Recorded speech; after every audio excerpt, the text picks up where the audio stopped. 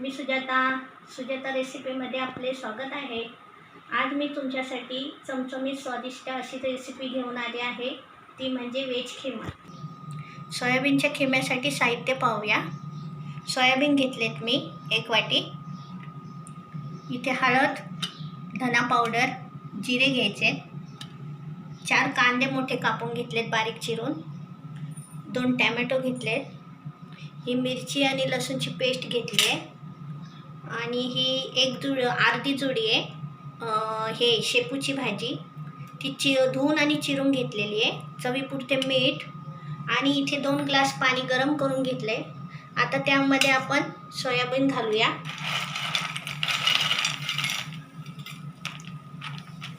हे आपण 10 मिनिटं ठेवायचं आहे। 10 मिनिटानंतर आपण हे काढून घ्यायचे। आपले 10 मिनिटं झालेत। हे गरम पाण्यामध्ये घालून आता याच्यातलं चांगलं पाणी काढून घ्यायचं आहे। हे बघा, आणि हे बघा अशा प्रकारे काढून आणि हे मिक्सरला लावून घ्यायचं आहे। असं अर्धवट करायचं आहे।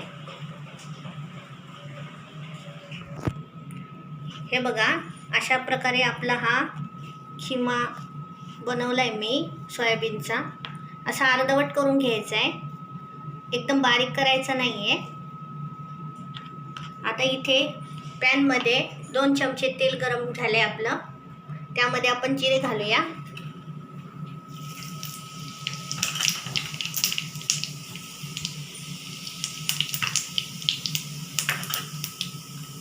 आता चिरलेला कांदा आणि कढीपत्ता घालूया।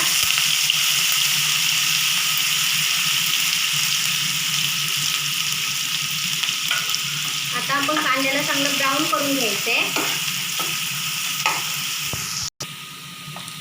हे बघा, आपला कांदा ब्राऊन झालाय, तसंच सॉफ्ट सुद्धा झालाय।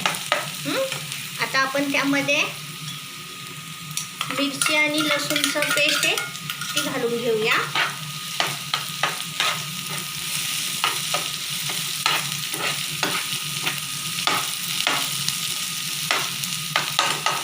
त्यानंतर चिरून घेतलेले टोमॅटो आहे ते घालूया।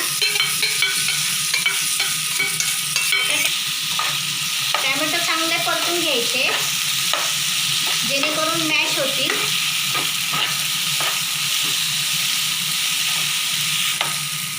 हे बघा, आपले टोमॅटो पण मॅश झाले चांगले। आता आपण हळद घालूया।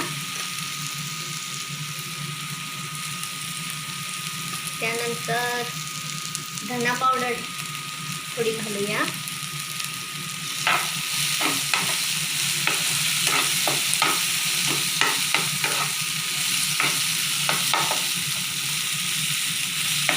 तुम्ही यामध्ये मटार किंवा कांद्याची पात किंवा शेपूची भाजी, कुठली भाजी तुम्ही घालू शकता।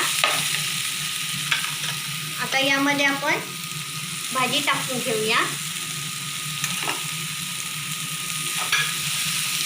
आता भाजी 2-3 मिनिटे चांगलं परतून घ्यायची आहे।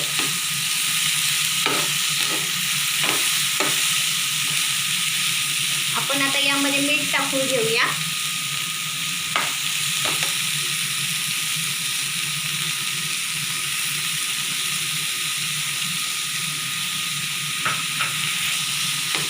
तुम्हाला हवं तेवढं तुम्ही चवीपुरते मीठ घालून घेऊ शकता।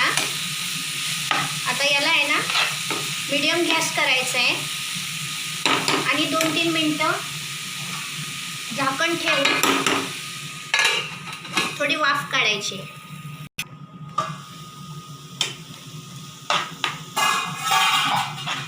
आपले 1-2 मिनिटं झाले।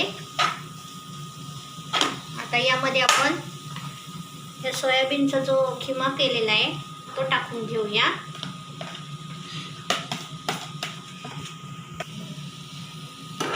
त्याला चांगलं परतून घेऊया।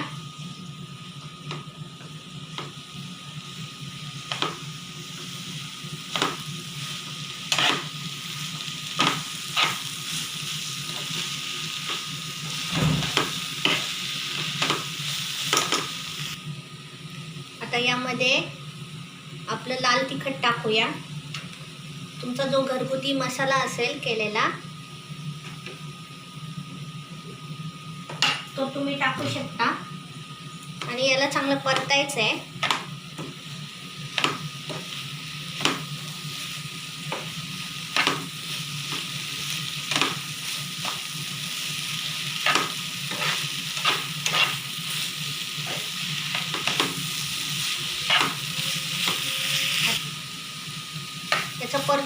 याला परतल्यानंतर झाकण ठेवून 5-6 मिनिटं वाफून घ्यायचं आहे. चला तर आपले 5-6 मिनिट झाले आहेत. आपण आपली खिमा तयार झालेला आहे. हे बघा, पाहू शकता तुम्ही. आपण आता याला सर्व करूया.